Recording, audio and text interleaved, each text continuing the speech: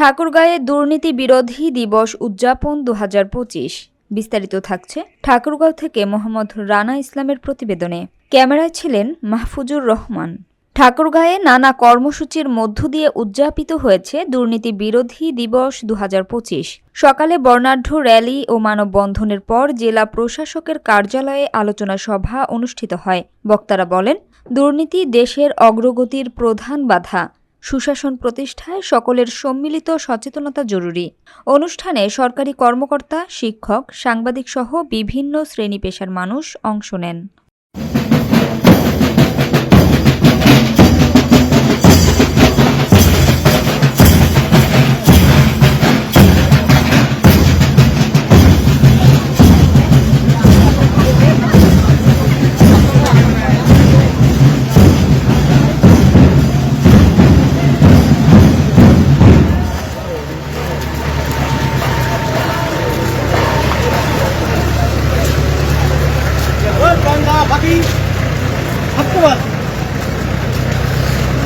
আমাদের ভালো হয়ে গেছে।